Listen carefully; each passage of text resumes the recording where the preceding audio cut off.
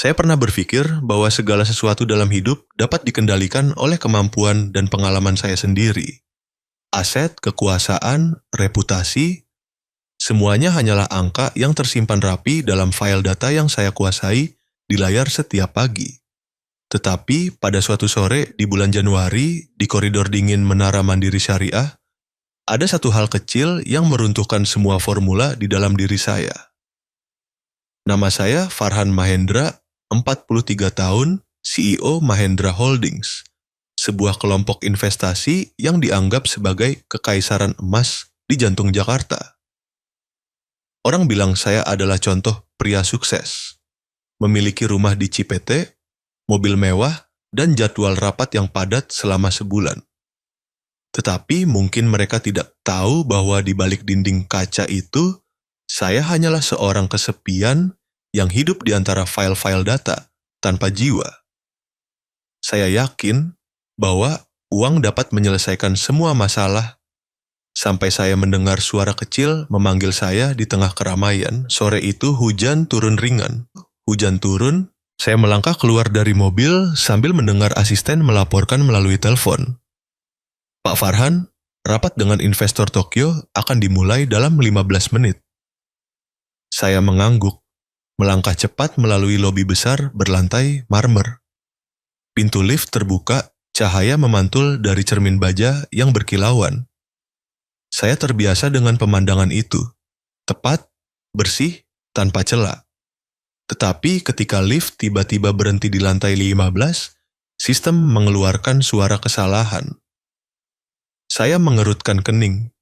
Saya benci semua gangguan, terutama yang di luar kendali saya. Saya berniat berbelok ke tangga darurat ketika suara anak kecil terdengar dari belakang. "Om, tolong saya. Ibu saya sakit." Suara itu kecil, tetapi di ruang yang sepi, ia terdengar seperti lonceng. Saya berbalik. Seorang anak laki-laki sekitar 7 tahun, kurus, kemeja sekolahnya kusut, sepatunya berdebu, memeluk erat selembar kertas yang dilipat 2. Mata hitamnya besar, jernih seperti air hujan di luar. Saya sedikit mengerutkan dahi. "Kamu siapa? Kenapa ada di sini?" "Nama saya Raffi, Om. Ibu saya ada di lantai 18. Ibu sedang mencari pekerjaan." Tapi ibu pingsan. Tidak ada yang menolong ibu. Dia berbicara tanpa jeda, suaranya bergetar, kedua tangannya terkepal hingga memutih. Selama beberapa detik, saya terdiam. Saya pernah bertemu ratusan orang memohon di hadapan saya, orang-orang yang memohon investasi, kontrak, kesempatan untuk menjadi kaya. Tetapi belum pernah ada yang memohon kepada saya seperti anak itu, dengan mata yang jernih dan ketakutan yang begitu murni. Saya tidak tahu mengapa saya mengangguk. "Ayo, tunjukkan pada Om tempat ibumu." Koridor lantai 18 panjang dan sunyi. Di kursi tunggu, seorang wanita terbaring miring, rambut hitamnya terurai, wajahnya pucat. Saya melihat Raffi berlutut, mengguncang bahu ibunya, suaranya tercekat. "Ibu, bangun Bu, ada Om yang menolong." Saya segera memanggil keamanan dan ruang medis. Saat mereka memeriksa denyut nadinya, saya melihat sekeliling. Di sampingnya ada tas usang, beberapa lembar berkas lamaran pekerjaan yang basah kuyup, dan sebuah amplop obat yang belum dibuka. Nama di berkas Aisyah Kusuma. Lulusan universitas, pernah bekerja sebagai staf administrasi. Berhenti karena alasan kesehatan. Seorang ibu tunggal, tanpa kerabat, mengidap penyakit jantung, berusaha keras untuk wawancara di musim hujan. Saya tidak mengerti mengapa hati saya terasa berat. Ketika ambulans tiba, saya berniat pergi. Saya tidak terbiasa ikut campur dalam urusan pribadi orang lain. Tetapi tangan kecil Raffi meraih ujung jas saya. Dia mendongak, matanya berlinang air mata. "Om, kalau ibu meninggal, saya tidak punya siapa-siapa lagi." Saat itu, saya tidak lagi mendengar suara lift, tidak ingat tentang rapat yang menunggu. Hanya ada suara jantung saya yang berdebar kencang, suara yang saya kira sudah lama menghilang. Saya berkata pelan, hampir tidak mengenali suara saya sendiri. Om akan menemani ibumu. Di rumah sakit Siloam, dokter mendiagnosis Aisyah menderita gagal jantung stadium awal. Perlu dirawat dan diobati. Raffi duduk di samping tempat tidur, tangannya menggenggam tangan ibunya, terus-menerus bergumam doa. Saya berdiri di belakang, diam-diam memperhatikan. Seorang anak berusia 7 tahun di tengah suara mesin monitor yang teratur, bisa duduk diam seperti itu selama berjam-jam. Dalam cahaya redup, saya menyadari tangan anak itu gemetar karena lapar, karena takut, tetapi tetap tidak melepaskan ibunya. Saya merasakan dada saya sesak. Saya, yang pernah percaya bahwa emosi hanya membuat manusia lemah, kini merasa kecil di hadapan keteguhan seorang anak. Saya bertanya kepada dokter, bisakah dia sembuh? Dokter menjawab, pelan. Bisa, jika dirawat sejak dini dan stabil secara mental. Tetapi biayanya cukup tinggi. Tidak semua orang mampu mempertahankannya. Saya melihat ke bawah pada Raffi. Dia menempelkan pipinya ke tangan ibunya, berbisik, Allah, tolong sembuhkan ibu saya. Sebuah doa yang gemetar, tetapi di dalamnya ada keyakinan yang lebih kuat dari apapun yang pernah saya saksikan. Saya berbalik, menyembunyikan tatapan mata saya. Malam itu saya tidak pulang. Saya duduk di ruang tunggu rumah sakit, di samping Raffi yang tertidur pulas. Dokumen-dokumen yang saya bawa menjadi tidak berarti. Untuk pertama kalinya setelah bertahun-tahun, saya tidak ingin memeriksa ponsel, tidak ingin melihat indeks keuntungan.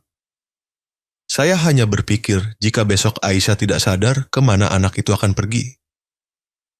Pagi berikutnya, ketika matahari bersinar melalui jendela kaca rumah sakit, saya memberikan Raffi sekotak susu, dan dia berkata pelan, Om, ibu saya butuh obat. Apa yang harus saya lakukan untuk membayar Om? Saya terdiam. Dalam pertanyaan itu tidak ada permohonan, hanya ada ketakutan seorang anak yang ingin mempertahankan satu-satunya hal yang ia miliki, ibunya. Saya membungkuk, meletakkan tangan di bahunya. Tidak perlu membayar apa-apa, Raffi. Simpan kekuatanmu untuk ibumu. Itu sudah cukup. Aisyah sadar setelah 2 hari. Dia ingin berterima kasih kepada saya, tetapi tidak tahu harus berkata apa. Saya hanya menjawab, saya tidak menolong karena kasihan.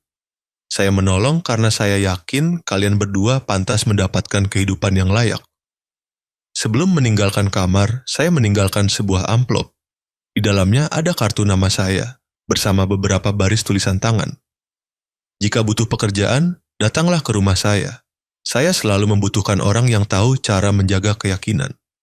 Malam itu, ketika sampai di rumah besar, saya melangkah melewati koridor batu yang familiar tetapi merasa segalanya tiba-tiba terasa asing. Cermin besar memantulkan bayangan seorang pria berjas hitam.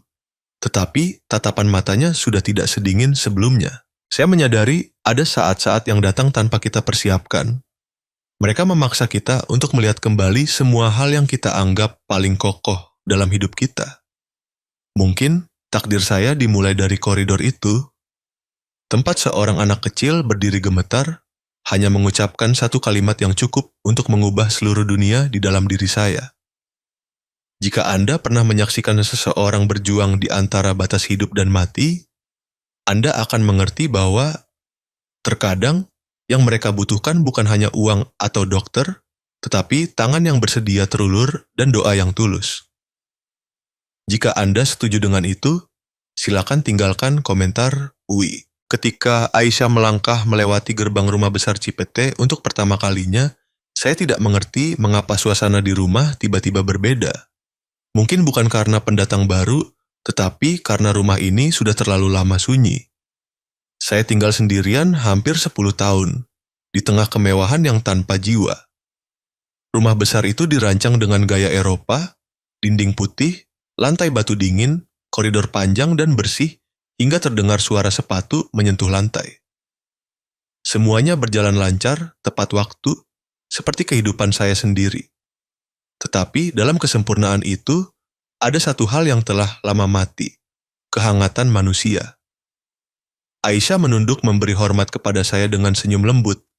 Pakaiannya sederhana, rambutnya diikat rapi, Matanya lelah, tetapi di dalamnya ada cahaya kelembutan yang langka. Raffi berjalan di belakang ibunya, tangannya memegang tas punggung usang, sesekali melihat sekeliling, terkejut seolah memasuki dunia lain. "Apa kamu yakin cukup kuat untuk bekerja?"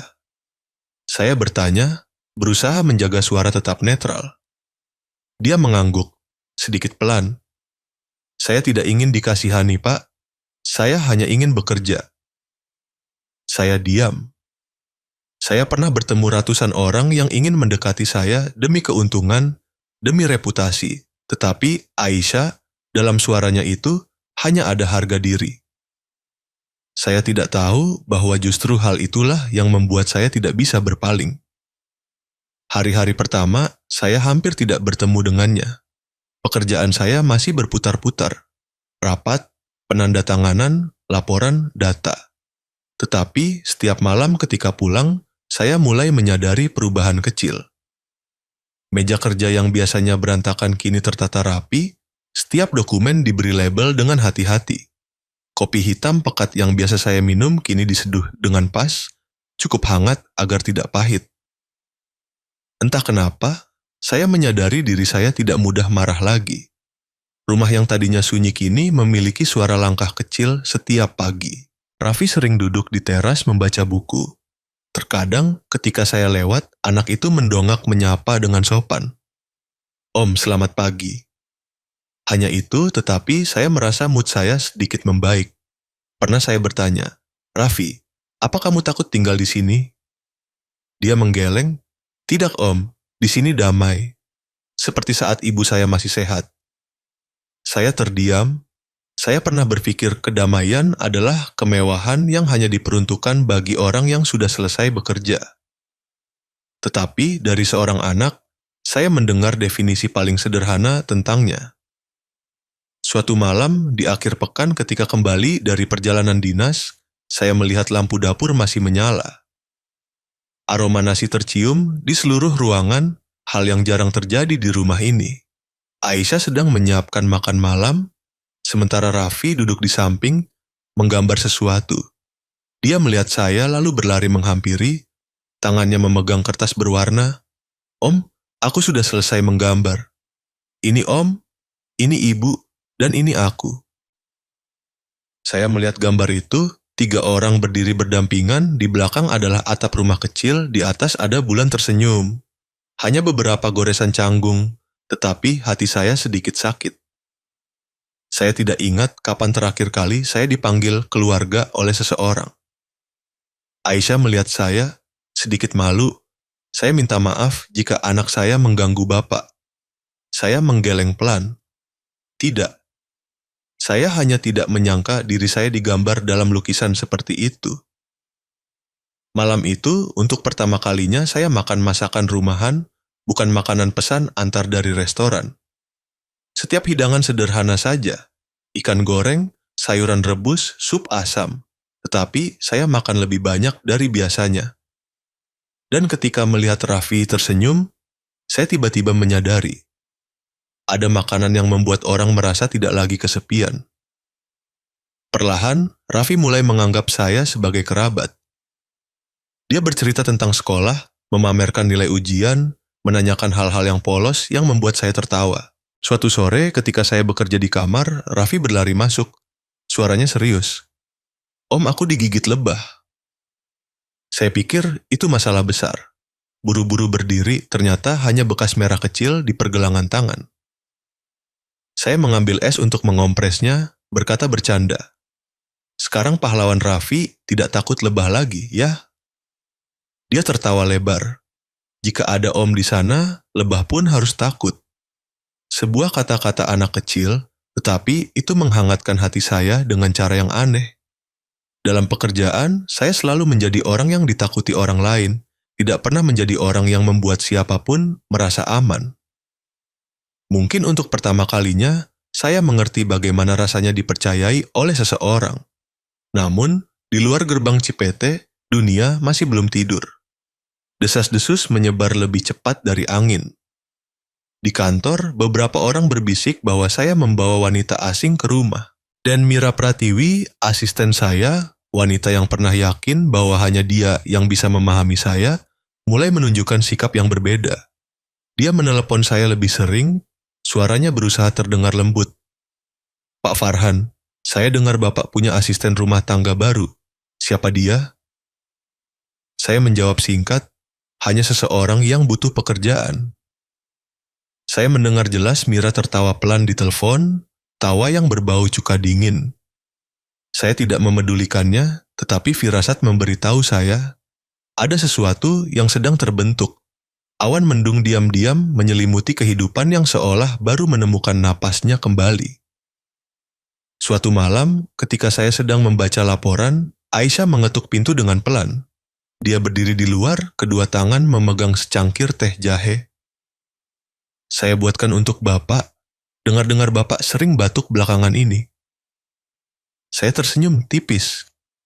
"Kamu dengar dari siapa?" "Dari Raffi. Dia bilang Bapak bekerja larut malam, tidak makan tepat waktu." Suaranya bercampur antara malu dan perhatian. Saya melihat cangkir teh, menghirup aroma jahe yang hangat. Perasaan yang sangat aneh. Sudah bertahun-tahun, tidak ada yang ingat saya batuk atau lelah. Perasaan diperhatikan oleh seseorang, meskipun hanya detail kecil, membuat hati saya melunak. Aisyah berkata pelan, "Terima kasih, Bapak, telah menolong saya dan anak saya. Saya tidak tahu kemana kehidupan ini akan membawa kami jika tidak ada Bapak." Saya meletakkan cangkir teh, melihat keluar jendela tempat cahaya bulan menyinari taman. Saya juga tidak tahu, Aisyah. Mungkin Allah sudah mengatur kita untuk bertemu. Terkadang, orang asing mengajarkan kita hal yang tidak bisa kita pelajari seumur hidup. Dia menunduk, tersenyum, matanya berkilauan di bawah cahaya lampu kuning. Saat itu, saya menyadari.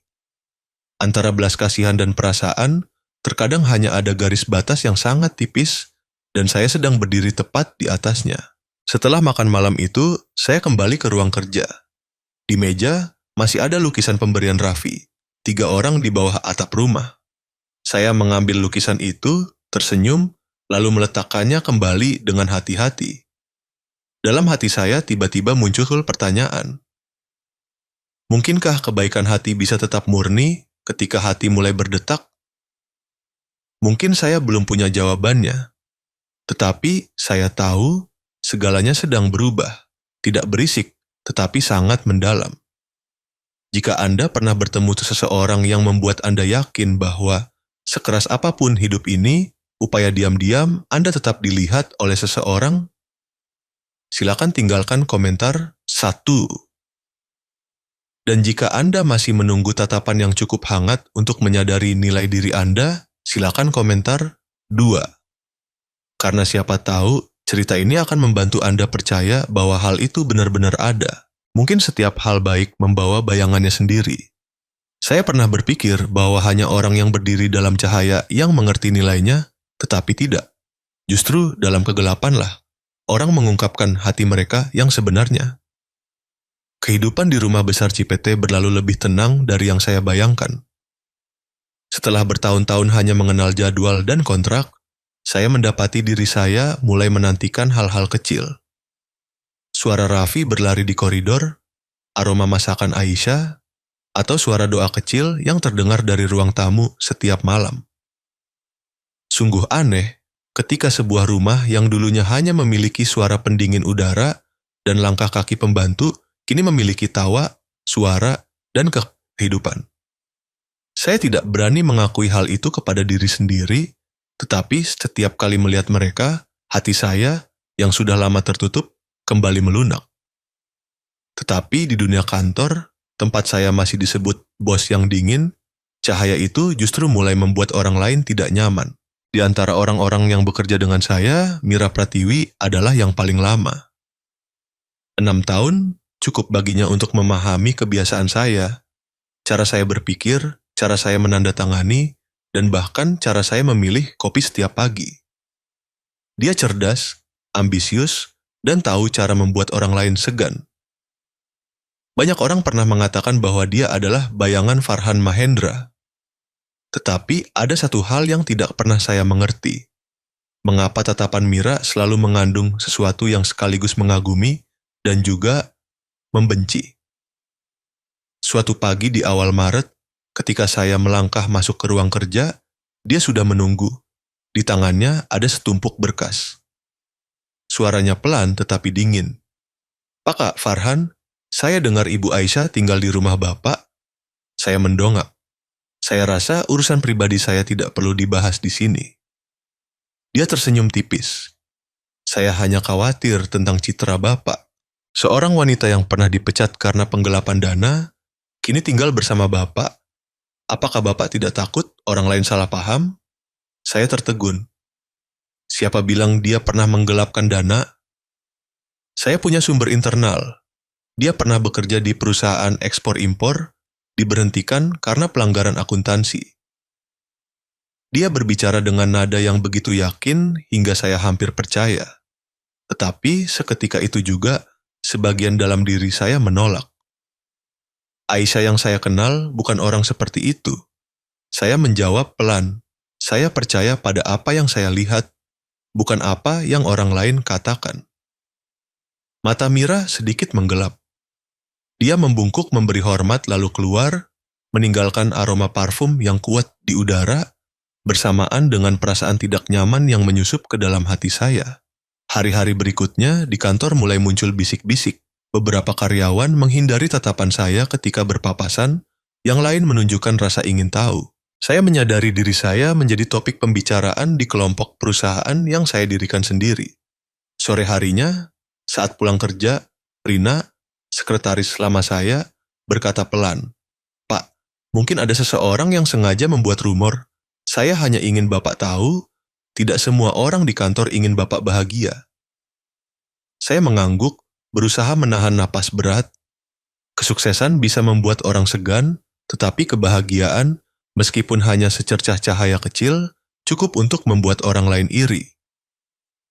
Saya tidak menyangka, bayangan itu perlahan membesar dan akan segera menelan segalanya. Malam itu, saya pulang larut malam. Hujan Jakarta turun deras. Ketika mobil berhenti di depan gerbang, lampu di depan rumah masih menyala. Saya melihat bayangan Aisyah duduk di dekat jendela, sedang menjahit kembali baju Raffi. Saya berdiri diam, melihat pemandangan itu dan merasa damai yang aneh. Entah kenapa, di tengah kekacauan dunia di luar sana, hanya dengan melihat mereka, saya merasa hidup saya memiliki alasan untuk terus berlanjut. Raffi berlari keluar, tersenyum cerah. "Om, Ibu bilang besok Om libur. Ibu akan membuat nasi goreng spesial." Saya mengusap kepalanya, tertawa. Mungkin saya belum pernah ditunggu di rumah seperti itu. Tetapi kebahagiaan itu tidak berlangsung lama. Ketika saya naik ke ruang kerja, saya menerima email mendesak, dikirim dari Mira sendiri. Subjek, situasi serius terkait data perusahaan. Isinya singkat, laporan keamanan menunjukkan adanya akses tidak sah ke drive data kepegawaian. Saya mencurigai orang yang terlibat adalah Ibu Aisyah Kusuma. Saya tertegun. Cangkir kopi di tangan saya sedikit miring, tetesan panas jatuh di tangan tanpa saya rasakan. "Coba periksa lagi, mungkin ada kesalahan sistem." "Dak, Pak, saya sudah periksa 3 kali dan ada jejak akses dari IP di rumah pribadi Bapak." Saya mendongak. "Di rumah saya?" Benar. Saya tidak tahu harus berkata apa, tetapi satu-satunya orang yang bisa mengakses komputer di sana adalah Ibu Aisyah. Saya tidak menjawab, hanya mendengar jantung saya berdebar kencang, diselingi suara ketukan keyboard Mira di ujung telepon sana. Dia melanjutkan, suaranya bergetar seperti sedang berusaha menahan air mata. Saya tidak mau percaya itu, tetapi kebenaran terkadang sangat sulit diterima. Setelah menutup telepon, saya berdiri diam melihat keluar jendela kaca. Kota di bawah disirami hujan ringan, jalanan menyala oleh lampu kendaraan, tetapi di kepala saya hanya tersisa satu pertanyaan. Mungkinkah dia mengkhianati saya? Saya benci perasaan ini, perasaan tidak yakin tentang seseorang yang telah saya pilih untuk percayai. Saya telah menghabiskan seluruh hidup saya dalam angka. dalam bukti, dalam perhitungan. Di dunia saya, segala sesuatu memiliki alasan, sementara kepercayaan tidak. Saya berniat menelepon Aisyah, tetapi jari saya berhenti di udara. Jika saya bertanya, itu sama saja dengan saya telah meragukannya. Sore harinya, saya meninggalkan kantor lebih awal. Ketika mobil berhenti di depan gerbang rumah besar Cipete, saya melihat Raffi sedang duduk membaca buku di teras, mulutnya bersenandung pelan. Dia berlari keluar ketika melihat saya. "Om, ibu sedang membuat kari ayam, apa Om lelah?" Saya tersenyum kaku, mengusap kepala anak itu. Ada sesuatu dalam kepolosan itu yang membuat saya merasa sangat kecil. Di dalam rumah, Aisyah sedang memasak, rambutnya diikat rapi, sosoknya yang ramping mengenakan baju coklat sederhana. Ketika saya masuk, dia tersenyum. "Selamat datang, Pak. Hari ini sepertinya Bapak pulang cepat." Saya berniat mengucapkan terima kasih, tetapi kemudian teringat kata-kata Mira. Kalimat itu seperti duri di pikiran membuat saya tidak bisa bernapas normal. "Aisyah," saya memulai, berusaha tetap tenang, "saya perlu menanyakan sesuatu padamu." Dia mendongak, tatapannya tetap tenang. "Ya, silakan Pak." "Tadi malam, apakah kamu menggunakan komputer di ruang kerja saya?" Dia tampak sedikit terkejut, lalu menggeleng pelan. "Tidak. Saya hanya membersihkan ruangan, tetapi tidak menyentuh apapun." "Apakah terjadi sesuatu?" Saya menatap dalam-dalam matanya, berusaha mencari tanda-tanda kebohongan, tetapi tidak ada apa-apa selain kejujuran dan ketenangan. Saya terdiam beberapa detik, lalu berkata pelan, "Beberapa data penting hilang. Saya tidak ingin mencurigai siapapun, tetapi Mira mengatakan, ada jejak akses dari sini." Aisyah menghela napas pelan. "Saya mengerti. Jika Bapak berpikir saya melakukannya, saya akan pergi sekarang juga. Saya tidak ingin menyebabkan masalah bagi Bapak." "Tidak, jangan salah paham. Saya hanya ingin memastikan." "Saya tahu, Pak." Suaranya tidak ada kemarahan, hanya kesedihan. Saya belum pernah melihat siapapun bisa mempertahankan ketenangan seperti itu saat dituduh. Malam itu, saya tidak bisa makan apa-apa. Di ruang kerja, saya membuka kembali kamera keamanan. Sistem menunjukkan bayangan seseorang masuk dan keluar pada malam yang disebutkan Mira. Tetapi gambarnya terlalu kabur. Saya memperbesar, menyesuaikan cahaya, dan kemudian jantung saya sedikit berhenti. Sosok itu kecil, berambut panjang, mengenakan gaun hitam. Mira juga berambut panjang, juga sering mengenakan gaun hitam. Sebuah pikiran melintas membuat saya merinding. Tetapi logika kembali berbicara. Jika dia tidak bersalah, mengapa ada data di tasnya? Keraguan mulai merobek-robek diri saya. Di satu sisi adalah wanita baik hati dan lembut yang telah menghidupkan kembali hati saya. Di sisi lain adalah dunia tempat saya dulu berada.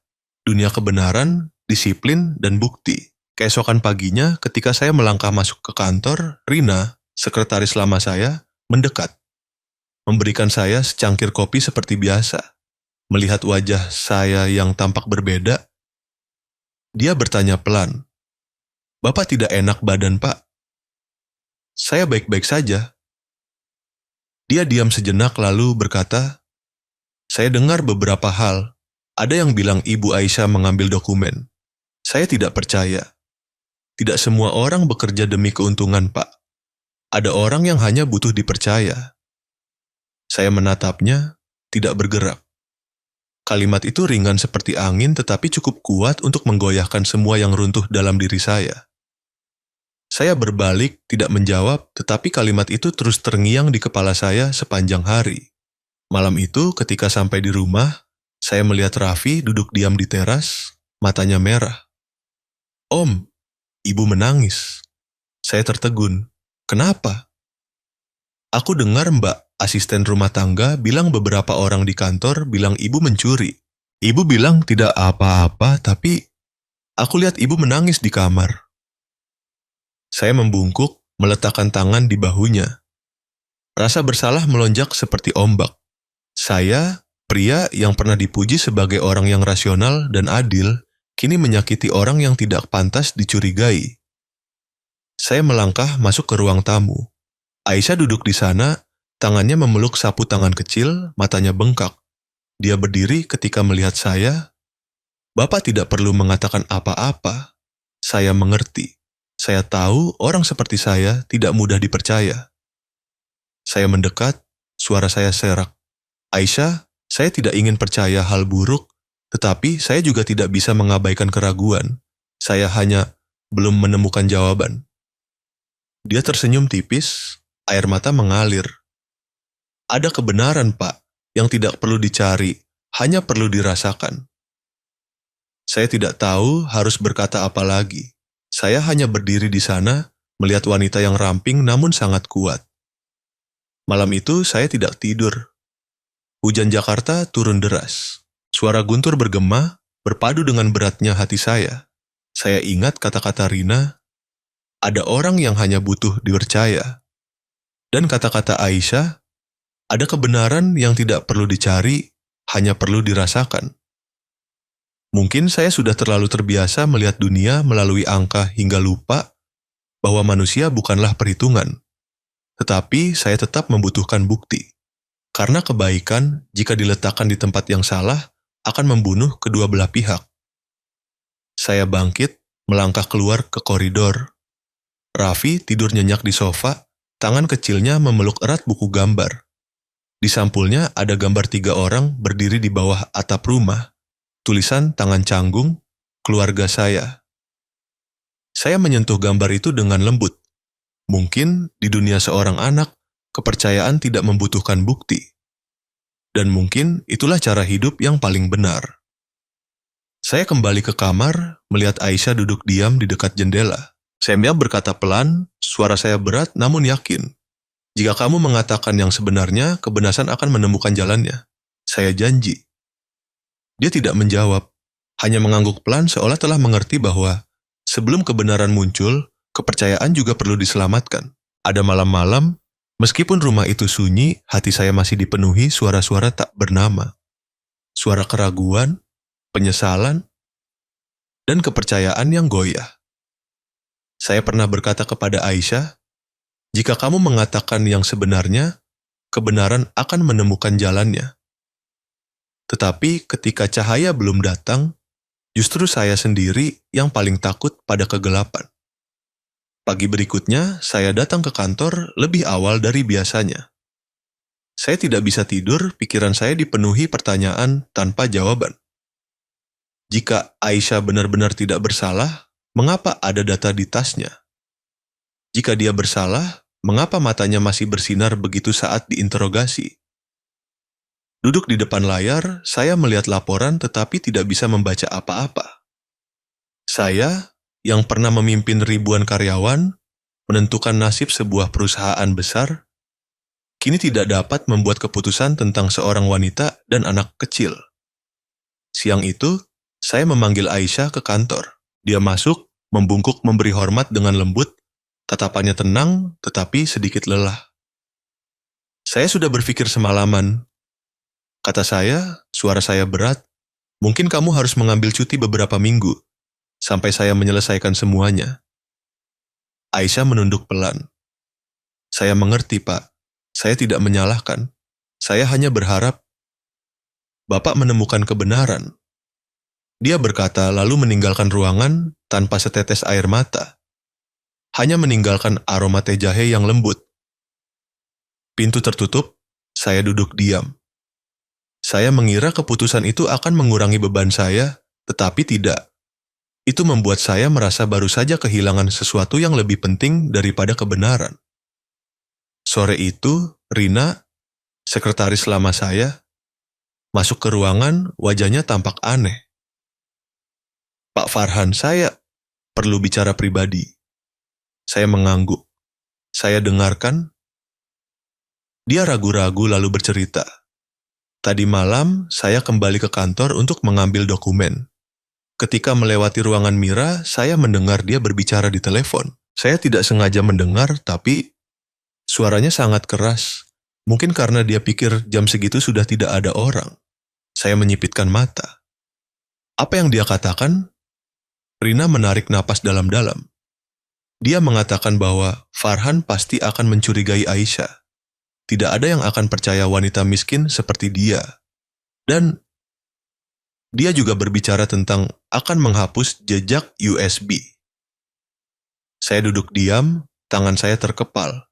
Setiap kata seperti jarum yang menusuk dada. Kamu yakin, Rina? Saya tidak punya alasan untuk mengarang cerita itu, Pak. Saya tahu Bapak percaya Mira, tetapi mungkin sudah saatnya Bapak melihat kembali. Saya mengangguk, berusaha menjaga suara tetap tenang. Terima kasih.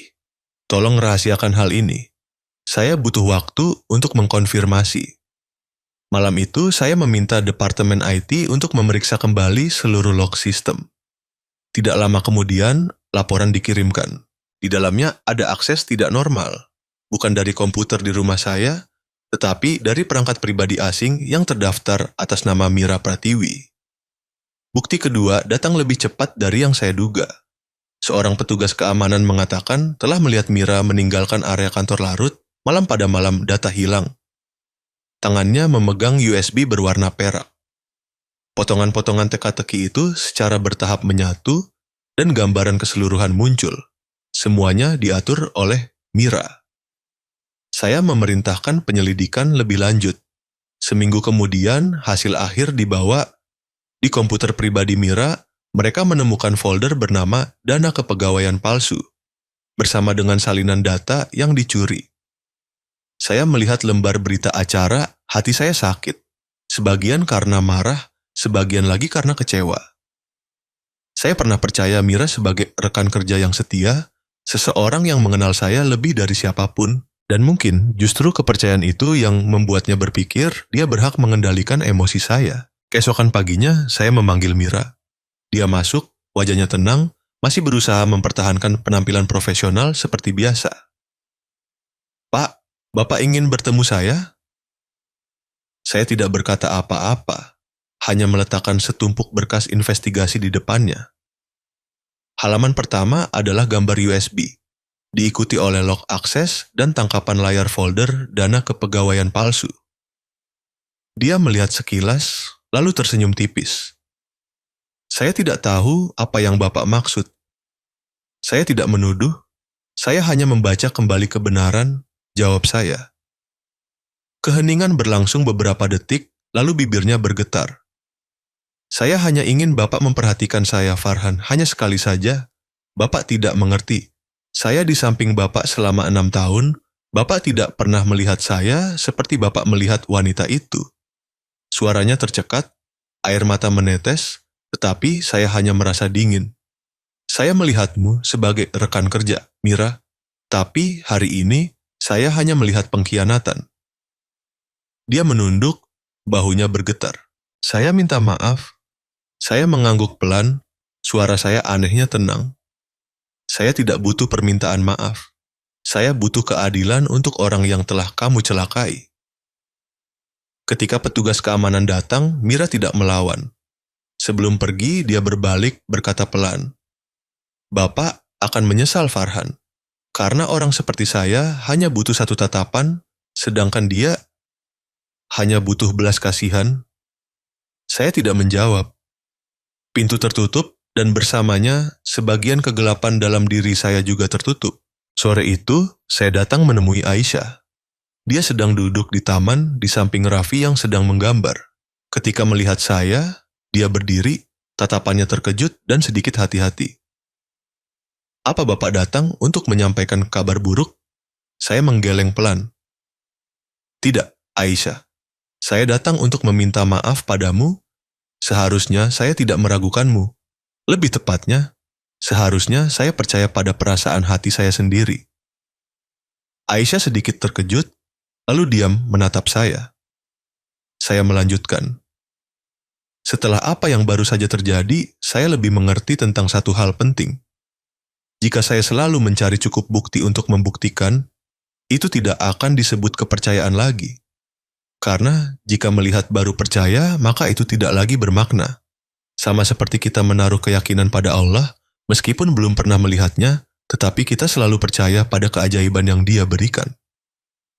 Aisyah menunduk, air mata menetes, tetapi itu adalah air mata haru. Terima kasih, Pak. Saya sungguh tidak marah pada Bapak. Saya hanya takut anak saya kehilangan kepercayaan pada orang baik. Raffi berlari, memeluk erat saya dan ibunya. Om, aku sudah bilang kan, ibu tidak melakukan kesalahan. Saya membungkuk, menaruh tangan di bahunya. Kamu lebih berani dari orang dewasa manapun yang pernah Om kenal, Raffi. Dia tersenyum cerah. Om, ibu bilang kalau kita bicara jujur, Allah akan menerangi jalan kebenaran. Saya menatap Aisyah, mata kami bertemu dalam keheningan. Cahaya sore hari menembus dedaunan, menyinari wajah mereka. Dua orang yang telah mengajari saya pelajaran terbesar dalam hidup. Kepercayaan, jika tulus, akan selalu menemukan jalan keluar dari kegelapan. Malam itu, saya duduk di ruang kerja, angin sejuk bertiup melalui jendela. Setumpuk berkas kasus ada di meja, bersama surat permintaan maaf dari Mira. Saya melipatnya perlahan, menyimpannya di laci. Di luar, langit sudah cerah setelah hari-hari hujan. Saya mengerti bahwa terkadang keadilan tidak datang dari pengadilan, tetapi dari keberanian untuk mempercayai perasaan diri sendiri. Meskipun harus melewati keraguan, luka, dan kegelapan. Dan mungkin sejak hari ini saya bukan lagi pria yang hanya hidup dalam rasio. Saya telah belajar untuk percaya secara tulus, sederhana, dan tidak lagi takut. 6 bulan telah berlalu sejak hari kegelapan dalam hidup saya menghilang. Mira dihukum karena tindakan penggelapan, sementara saya bukan lagi orang yang sama. Rumah besar Cipete kini bukan lagi tempat yang dingin. Pagi hari, saya mendengar tawa Raffi yang riang di taman, suara Aisyah memanggil anak itu untuk sarapan, dan aroma kopi yang baru diseduh menyebar di seluruh rumah. Terkadang saya berhenti di tengah koridor, diam-diam memperhatikan momen-momen itu. Seolah takut bahwa jika hanya berkedip, segalanya akan hilang seperti mimpi.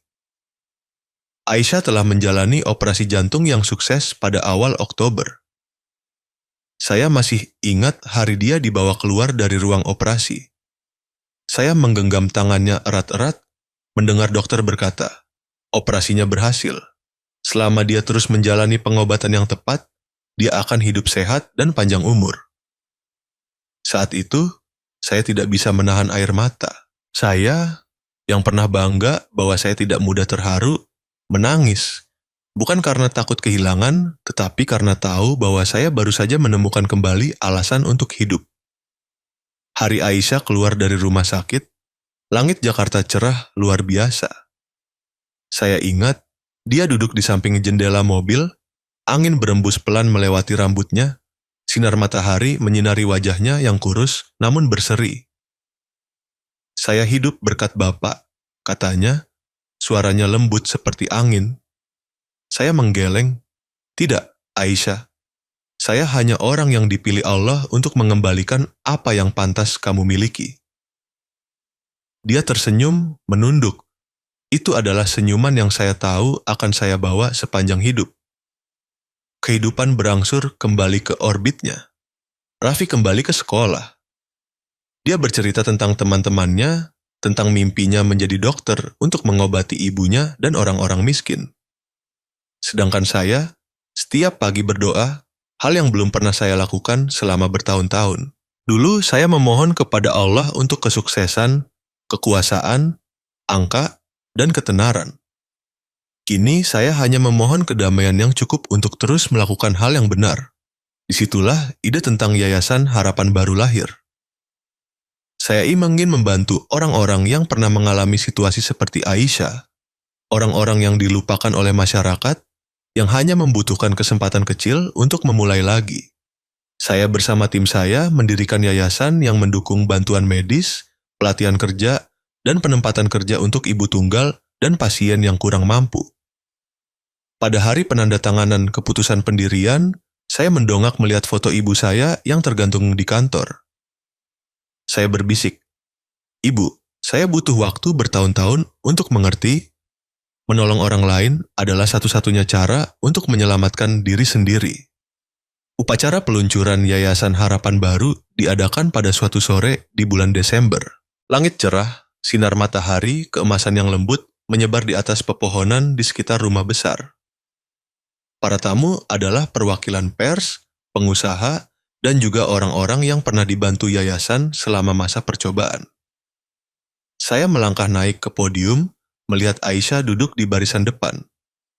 Dia mengenakan long dress berwarna krem, rambutnya disanggul rapi, wajahnya berseri-seri. Di sampingnya, Raffi melambaikan tangan kepada saya, senyum polosnya membuat hati saya tiba-tiba terharu. Saya memulai pidato dengan suara tenang namun penuh emosi. Hari ini, kita tidak hanya meluncurkan sebuah yayasan amal. Kita meluncurkan sebuah kepercayaan bahwa siapapun, meskipun pernah tersandung, pantas mendapatkan kesempatan untuk bangkit. Tepuk tangan terdengar. Saya menarik napas dalam-dalam, lalu melanjutkan. Saya dulunya adalah orang yang tidak percaya pada hal-hal di luar rasio. Tetapi suatu hari, ada seorang anak kecil datang dan mengatakan 3 kata kepada saya. 3 kata itu mengubah segalanya. Itu membuat saya menyadari bahwa terkadang, permohonan kecil namun tulus dapat mengubah seluruh dunia seorang pria. Para wartawan terdiam, beberapa menunduk. Saya mendengar suara kamera berdetak, tetapi hati saya hanya tertuju pada 2 orang yang duduk di bawah panggung, Aisyah dan Raffi. Setelah pidato, seseorang bertanya kepada saya, Pak Farhan, apa 3 kata itu yang membuat Bapak berubah begitu drastis?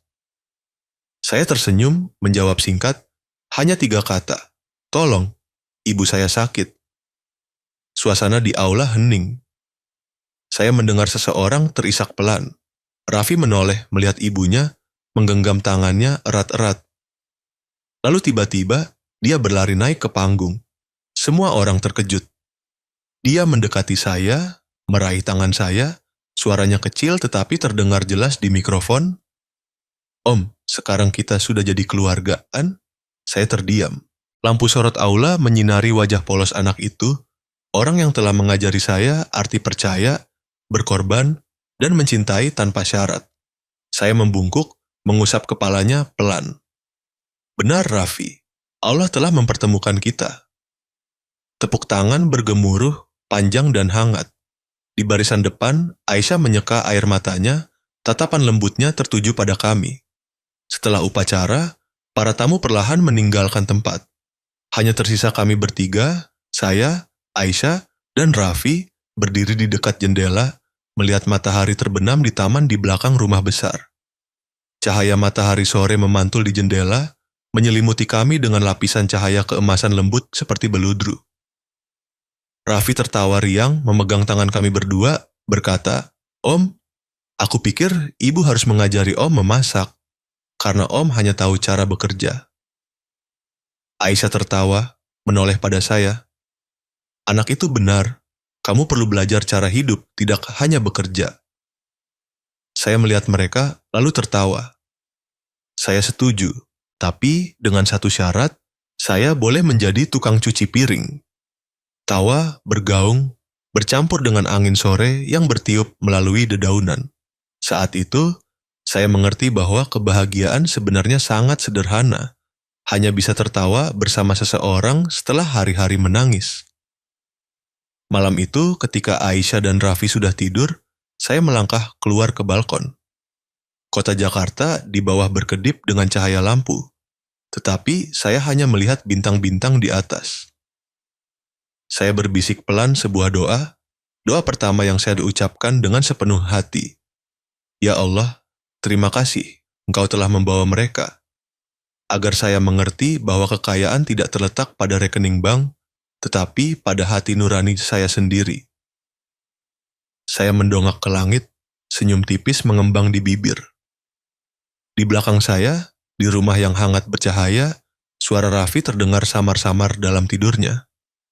Om, besok aku akan cerita pada temanku tentang Yayasan Harapan Baru, ya? Saya berbalik, melihat bayangan ibu dan anak itu dalam cahaya lampu kuning, dan dalam sekejap itu saya tahu, badai telah berlalu, hanya tersisa cahaya.